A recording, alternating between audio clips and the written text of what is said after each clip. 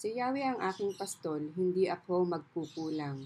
Pinapahimlay niya ako sa luntiang pastulan, at tinaakay niya sa tahimik na batisan.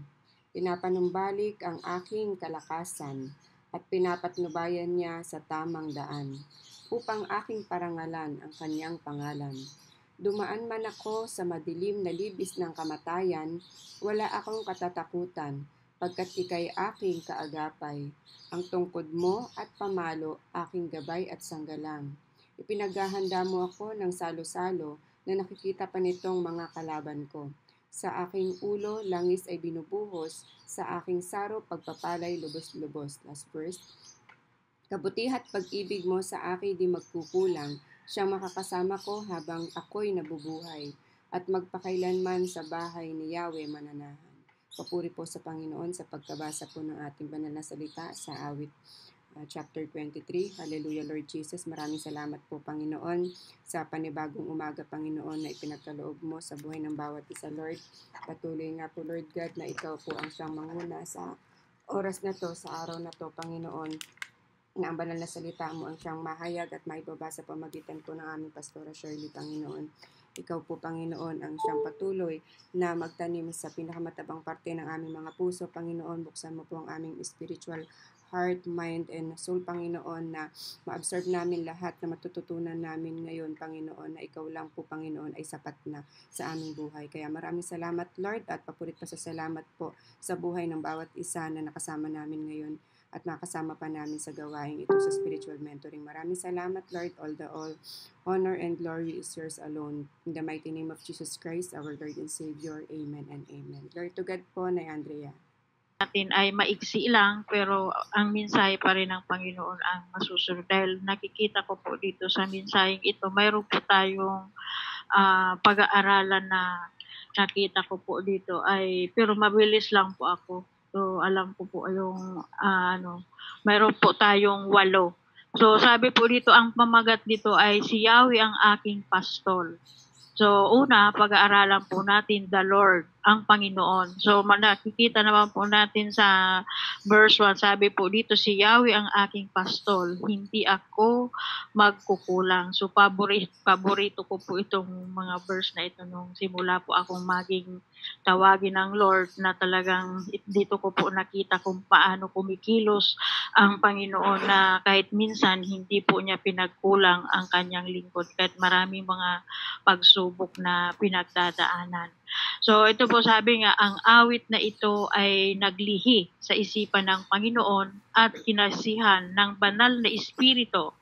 Ipinapahayag ang kanyang pagmamalasakit, pagmamalasakit at masigasig na pangangalaga sa mga sumusunod sa kanya. Tayo po yun ang tinutukoy. Sabi nga, pagmamalasakit sa atin, at ang Panginoon ay patuloy na nangangalaga sa sumusunod sa kanya. Tayo po ay sumusunod sa kanya. Kaya sabi nga, hindi tayo pinagkulang.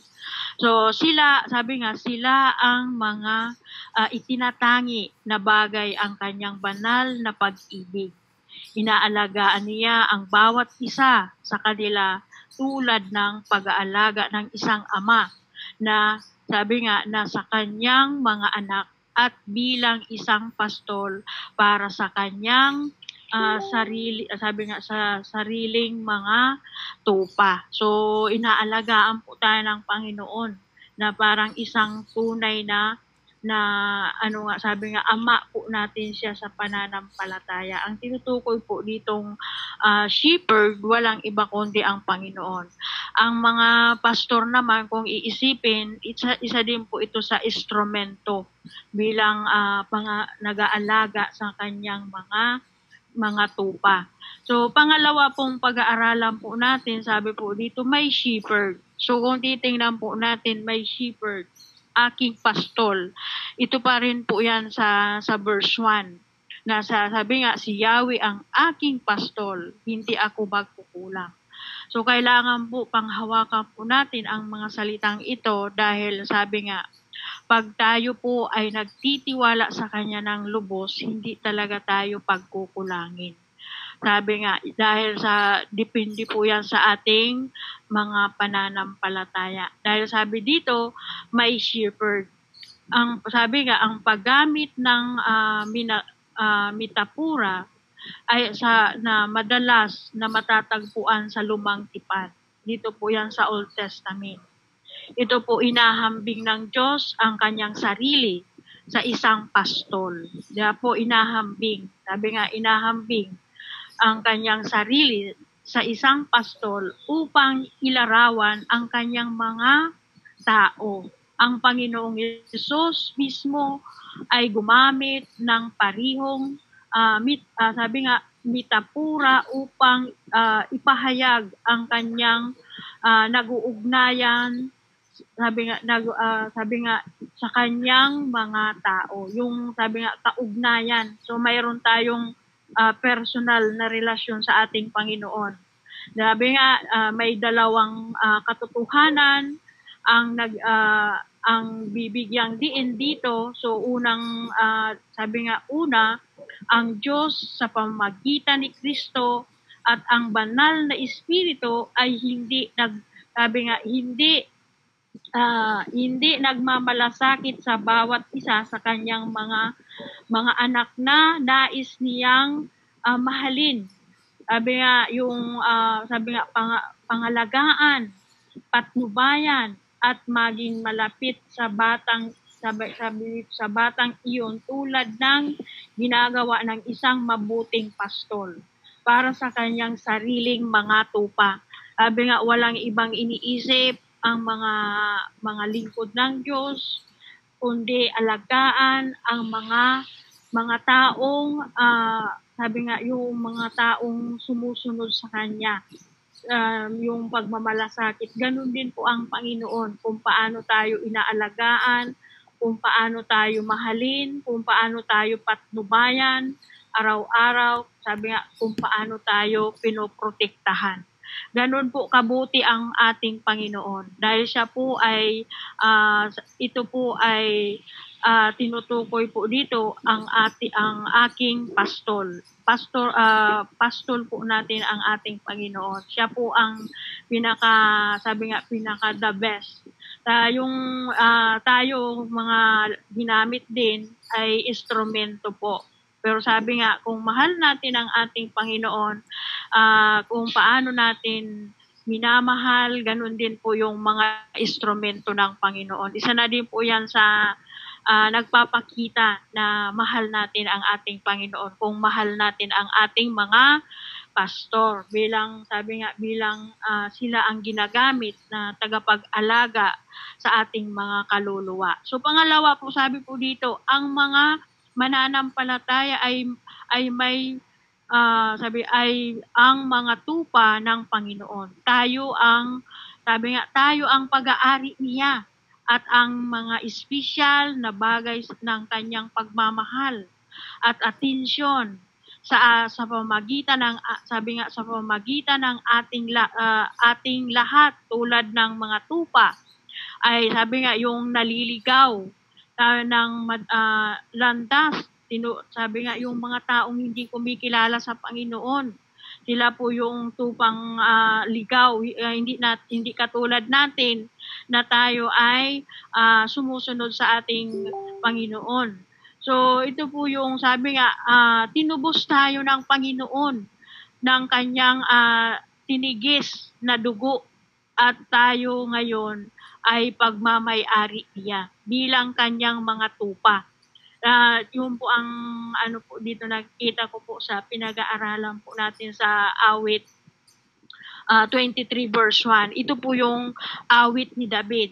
So yun po ay sabi nga maangkin natin ang mga pangako ng mga awit na ito kapag tumugon tayo sa kanyang tinig at sumunod sa kanyang kalooban.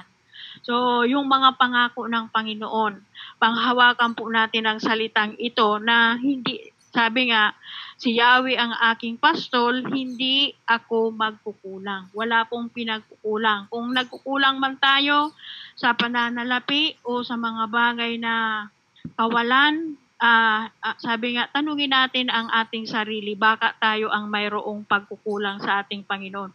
O baka naman, mayroon tayong mga bagay na hindi nasusunod. Dahil sabi nga, ang pangako ng Panginoon ay lahat po yan tutugunin. Basta sabi nga, tayo ay sumusunod sa kanyang kalooban. So, pangatlo po, dahil ito po ay the Lord is, sabi nga, the Lord is my shepherd. Ito po yung sabi nga, si Yahweh ang aking pastol. So pangatlo, sabi po dito, I shall not be in want. So makikita pa rin natin yan sa verse 1. Hindi ako magkukulang. So sino po yung sabi nga, panghawakan po natin ito na hindi tayo talaga pagkukulangin. So nasubukan ko na po yan mula nung pandemya hanggang ngayon, na talagang pag mayroon po akong mga pagsubok, kumakapit lang talaga ako sa Diyos. Katulad nung isang araw, at yung ako din nagpapasalamat din sa Panginoon na nakikita ko na talagang hindi pinagkukulang. Ang anak ko ay sumusunod din sa kalooban ng Panginoon. May business po siya. Yung ngayon may nag-order sa kanya yung print na mga damit. At nung nakaraang araw, mayroong nag-order ng notebook, at ngayon naman mayroon naman notebook. So busy po siya ngayon. So ngayon po marami talaga, kaya sabi, I shall not be in want. So sabi nga, hindi ako magkukulang, dahil ang aking Diyos at Ama na talagang siya ang nagbibigay sa lahat ng bagay na hindi talaga tayo pagkukulangin. So sabi nga, I shall not be in want, ang ibig sabihin ay hindi pagnanais na ay pariho. Sabi nga na hindi ako magkukulang ng anumang bagay na kailangan para, sabi nga, maisakatuparan ang kalooban ng Diyos sa aking buhay. So, nasusunod ba natin ang kalooban ng Diyos o ang sarili natin ang nasusunod? Kung mayroon tayo bang mga desisyon sa buhay, alam ba ng Diyos yan o baka tayo lang ang nakakaalam? Kaya sabi nga, kung hindi tayo, hindi tayo pagkukulangin, ang Diyos mismo ang nagbibigay niyan. Kasi nga po, kung sumusunod tayo sa kalooban ng Panginoon, alam na po yan ng Panginoon. Sabi nga, hindi pa natin alam bukas, alam na po yan ng Panginoon kung ano ang purpose sa bawat isa sa atin. So sabi nga, na ako ay dahil nagtitiwala ako sa kanyang pagmamahal at sa kanyang pangako sa akin. So, nagtitiwala ba talaga tayo sa Panginoon? O baka naman pag may pagdadoubt tayo. So, kailangan specific, pag nagtiwala tayo sa Diyos, wala pong kasamang pagdadoubt. At alisin natin yung mga words na sana, lalo na pag nananalangin tayo, nasasabihin natin, sana bigyan mo po ako, Lord, ng ganitong araw na gusto kong magkaroon ng malaking halaga. So alisin po natin ang sana, dahil ang sana na words ay parang nagda-doubt yan. So yun po ang kailangan po natin, specific, maging ano man yung mabanggit natin, paniwalaan natin. So, pang-apat, sabi dito, He makes me lie down. So, ano po yung sinabi po dito sa Sabi nga, pinapahiga niya ako. So, sabi dito sa verse 2, pinapahimlay niya ako sa luntaing pastulan at inaakay niya sa tahimik na batisan. So, yun po ang pang-apat natin. So, pinapahiga niya ako. So, sabi po dito, dahil sa presensya at sabi nga, at lapit ng pastol, ay mapayapa akong mahihiga, malaya sa lahat ng takot. Kaya po, pag tayo ay nagtitiwala sa Diyos, sabi nga, mapayapa ang tulog natin. Dahil sabi nga yung malaya tayo at wala tayong dapat katakutan kung ano mang mayroon tayong mga pangangailangan. Sabi nga, ang Diyos ang magbibigay nito sa bawat isa sa atin. Dahil sabi nga, ang Espiritu Santo bilang aking mang-aaliw. Sabi nga, pinaalagaan sa akin ng tagapagpayo at katulong ang pagiging pastol at presensya ni Kristo sa akin. Yun po ang ano po dito na pinag-aaralan natin. At ano pa ang sabi po dito, ang tiwala kong pinahinga sa kanyang presensya ay mararanasan sa luntaing pastulan. Mararanasan din po natin ito sa ating mga, sabi nga sa ating Panginoon, dahil siya po yung tunay na shepherd natin. Kaya nga sabi nga si Jesus at sa salita ng Diyos na kailangan para sa sabi nga, masaganang buhay. Inaakay niya ako sa tabi ng tahimik na tubig ng kanyang banal na espiritu. So, yun po ang sinasabi po dito sa pang-apat natin na He makes me lie down. So, pinapahiga niya ako, sabi sa Tagalog. So, yan po makikita natin sa verse 2. Masagana po ang buhay natin dahil hindi po tayo aakayin na tayo ay, sabi nga, pagkukulangin. So, talagang ang Panginoon po ay the best po yan magbigay. Kahit sa karunungan, kaalaman ng bawat isa sa atin, the best po yan. So, panglima po dito, sabi po dito, He restore my soul. So, sabi po dito sa verse, sabi dito sa Tagalog, ibinabalik niya ang aking kaluluwa. Sabi po dito sa verse 3, pinapanumbalik ang aking kalakasan at pinapatnubayan niya sa tamang daan upang aking parangalan ang kanyang pangalan. Kaya nga sabi nga, He restore my soul. So ito po yung panglima.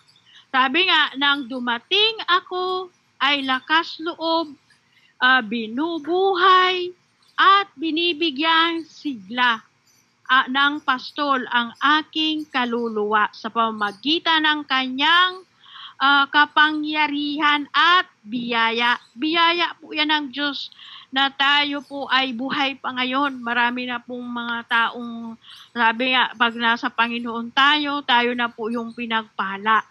At ang kaluluwa natin, talagang darating ang araw na talagang, sabi nga, tayo ay kung mayroon tayong hindi tayo dito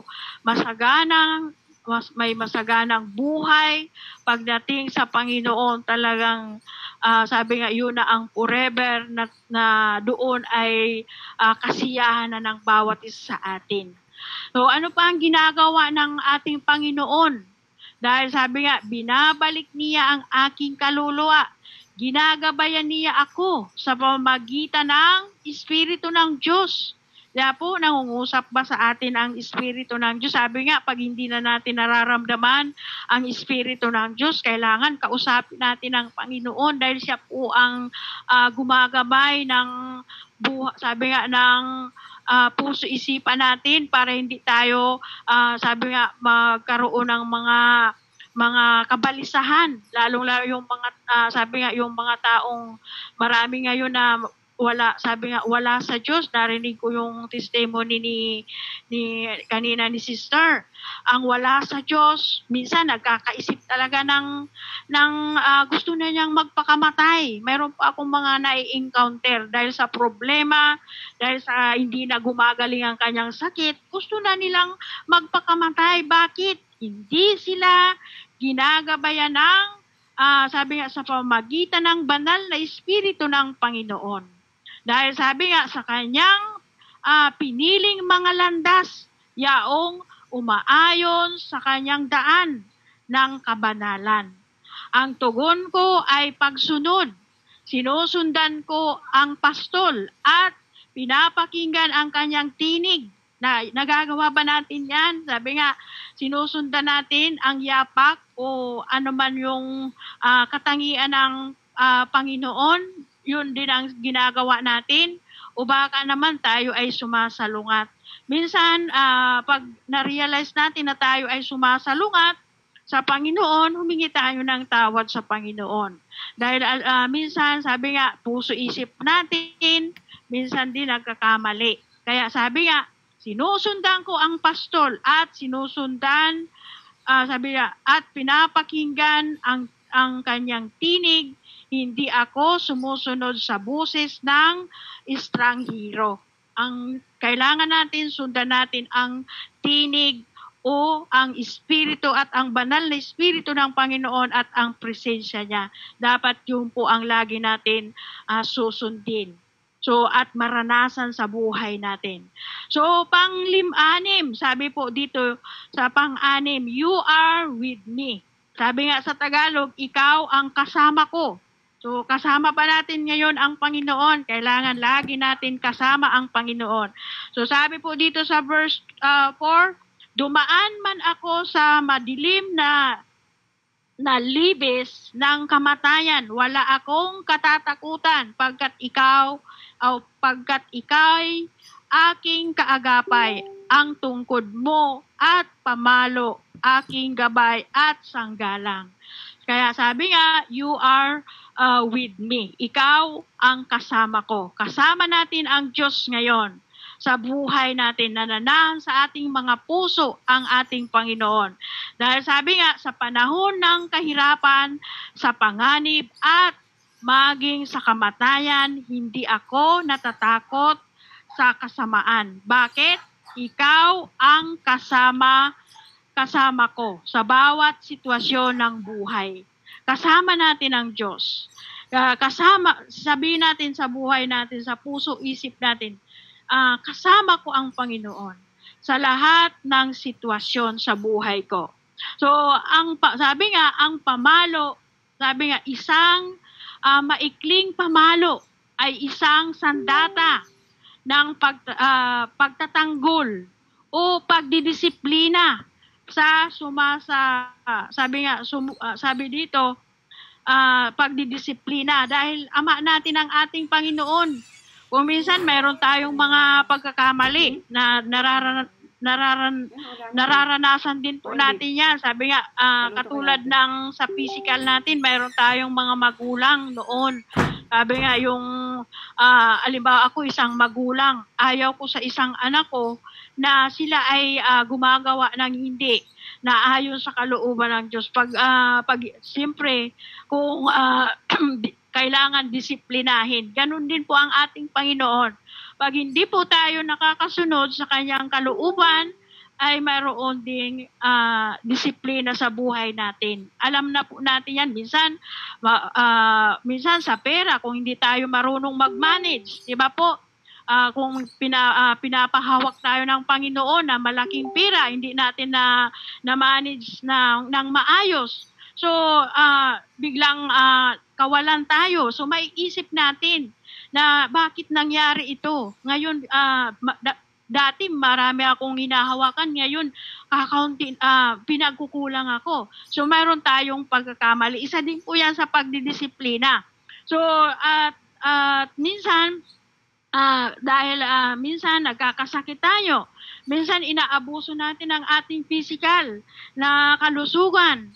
At sabi nga, malakas tayo, so nagkakasakit tayo. So isa din po yan sa pagdidisiplina ng Panginoon para ma-realize natin kung ano yung mga pagkukulang natin o pagkakamali natin. At iba pang mga bagay, alam na po natin yan kahit hindi natin yan isa-isahin. Alam na natin kung ano yung mga bagay na pagdidisiplina ng Diyos na ayaw niya na para sa atin. Dahil mahal tayo ng Panginoon. Tayo ay tunay na mga anak niya. At ang ating pastol, walang iba kundi ang Panginoon. Kaya sabi nga dito po ay, sumisimbolo sa kapangyarihan at authority ng Diyos. Ang mga tauhan, sabi nga, isang mahabang payat na patpat na may kawit na isang dulo ay ginagamit upang ilapit ang isang tupa sabi nga isang tupa sa pastol na gabayan ito sa tamang paraan at iligtas ito sa gulo. Di ba po, ayaw ng Panginoon na mapahamak ang kanyang mga tupa. Katulad din po natin kaya minsan tayo ay nag-aaral ng salita ng Diyos dahil kung ano yung mga napag-aralan po natin dito ay maisabuhay natin at mai-apply natin sa buhay. Dahil sabi nga, ayaw ng Diyos na tayo ay mapahamak. Kaya tinuturuan tayo sa tamang paraan para tayo ay maiwas sa gulo. Dahil sabi nga, ang pamalo at mga tauhan ng Diyos ay nagbibigay katiyakan sa atin ng pagmamahal at patnubay ng Diyos sa ating buhay. Kaya po, napakaganda po. So, yun po. Kaya sabi nga, sa pang-7, prepare a table. Maghanda ng lamis, sabi nga, table. So, ano ang sinabi po dito sa verse 5? Ipinaghahanda mo ako ng salo-salo na nakikita pa nitong mga kalaban ko. Sa aking ulo, langis ay binuhusan sa aking saro. Sabi nga, pagpapalay lubos-lubos. Di ba po, pagpapala ay lubos-lubos. So bakit sinabi po dito, maghanda ng tibol? Sabi nga, prepare a tibol. Ang Diyos ay inilalarawan bilang pag-aalaga sa aking mga pangangailangan sa gitna ng masasamang puwersa na sabi nga nagtala, sabi dito, kung sisirain ang aking buhay at kaluluwa. Di ba po, tayo po yun. Kailangan, sabi nga, tayo ay inaalagaan ng Panginoon. Araw-araw, sabi nga araw-araw, na kinukontra tayo ni Satanas at napapaligiran na hindi makadiyos na lipunan. Di ba po, napapaligiran tayo na hindi makadiyos, kung paano natin malabanan na tayo ay magpapatuloy. Nandiyan po yan, lagi si Satanas, lagi po siyang umaaligid sa atin para sirain ang ating buhay at kaluluwa. Di ba po? Kaya kailangan lagi tayong babad sa salita ng Diyos at lagi tayong babad sa panalangin personally. So, kailangan tayo po yun.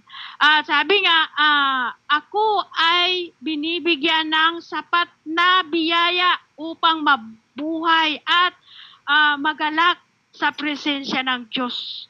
Yun po ang ano po ng Panginoon.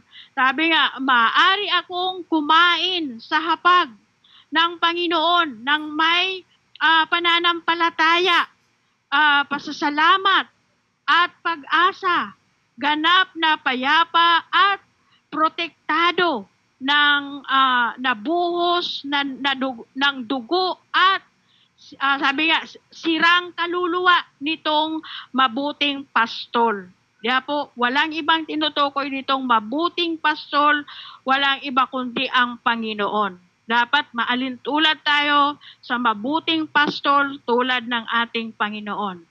Kaya sabi nga, pahira ng langis ang aking ulo. Tumutukoy na, sabi nga, bakit ito ay kailangan? Na sabi nga, pahira ng langis ang aking ulo. Tumutukoy sa espesyal na pabor at pagpapala ng Diyos sa pamamagitan ng pagpapahid ng kanyang banal na espiritu sa aking katawan, isip at espiritu. Kaya po, napakalinaw. Kasabi po dito, ang aking cup overflow ay ito po ay sabi nga literal na sinasalin ang aking cup sa isang masaganang inumin. Ito ay tumutukoy sa isang saro ng pastol na isang malaking may gumawang sabi dito na bato na maaring maglaman ng 40 o 50 galon at kung saan ininom ng, sabi dito, ininom ah, ng tupa. Yan po, tayo po yun ang tinutukoy. So, last po, sabi po dito, goodness in love. Sabi dito, kabutihan at pag-ibig. So, ano po ang sabi dito sa verse 6 ng ating teksto? Sabi po dito, kabutihan, pag-ibig mo sa akin di magkukulang.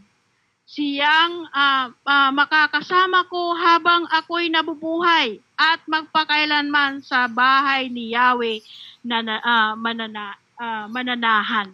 Bakit? Kaya sabi nga sa pang-8, goodness in love, kabutihan at pag-ibig. Mahal tayo ng Panginoon. Kaya nga sabi nga sa pagsama sa akin ng pastor, ay sabi nga sa paglalakbay sa buhay, tatanggap ako ng patuloy na tulong, kabaitan at suporta saan po nagmumula, kundi sa ating Panginoon.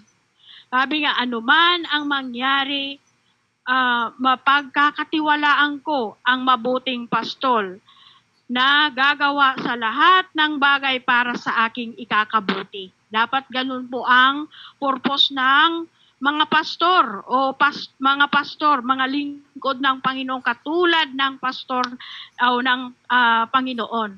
Dahil ito po yung sabi nga tayo po ay gumagawa ng ikakabuti. Ano yung legacy natin? Bakit tumatayo tayo ng gawain sa ating Panginoon?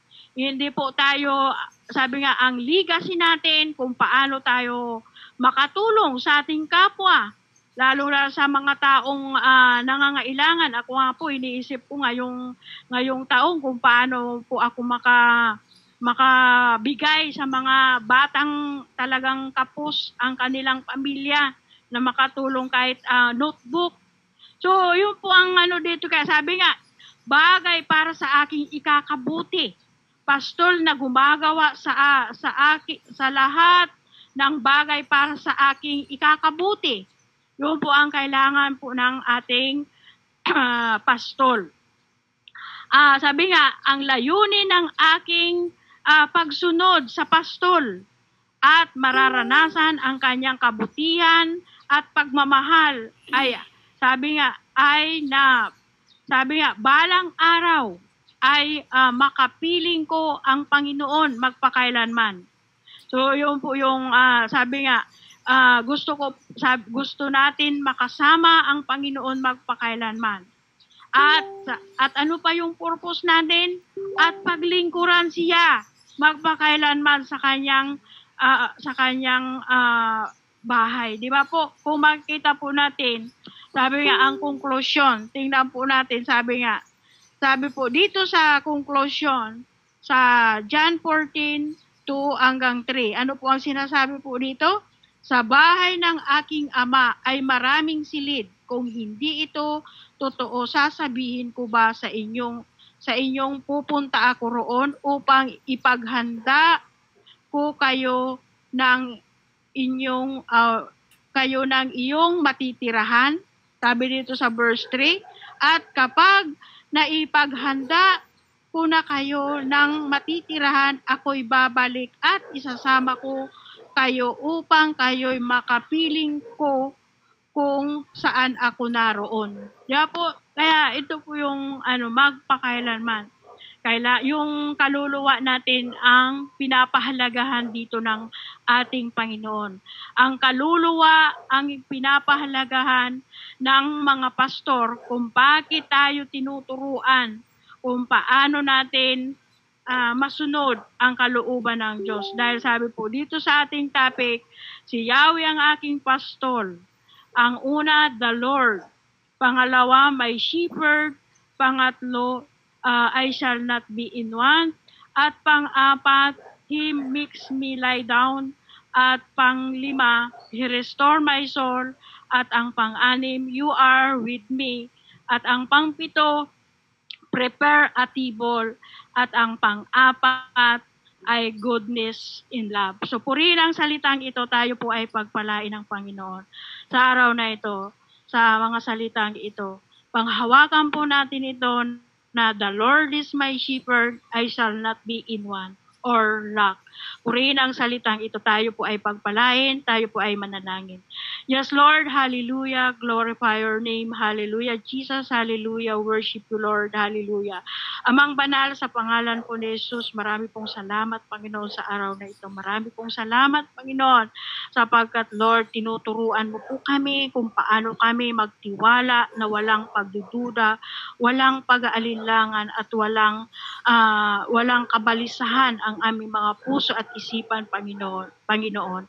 Pinanghahawakan po namin ang mga salita mong ito na hindi mo kami pagkukulangin basta kami ay nagtitiwala sa iyo ng lubos, Panginoon.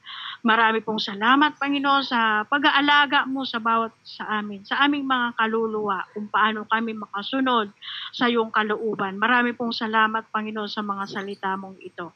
Ganon din, Panginoon, sa mga oras na ito, Lord, dalangin po, Panginoon, ang bawat isa sa amin. Pagpalain mo po, Panginoon, ang bawat isa na narito, Panginoon, sa loob ng platform na ito, bawat pamilya, Panginoon. Lord, anuman ang kanilang mga pagkukulang laban sa Panginoon, patawarin niyo po sila, Panginoon. Maging, Lord, i-bless mo po sila, Panginoon, ang bawat pamilya. At marami pong salamat, Panginoon, sa araw na ito. Maging ang iyong lingkod, pagpalain mo po, Panginoon.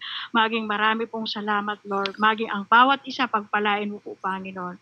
Maging, Lord, siluhan mo po kami, Panginoon, ng banal mong dugo para walang makasalanta laban sa bawat isa sa amin. Kami po ay nagtitiwala ng lubos sa iyo, Panginoon. Purihin ka, luwalhatiin ka. Sa lamang ang papuri, pasasalamat sa lamang sa tanging pangalan po ni Jesus. In the mighty name of Jesus, hallelujah, in Jesus' name.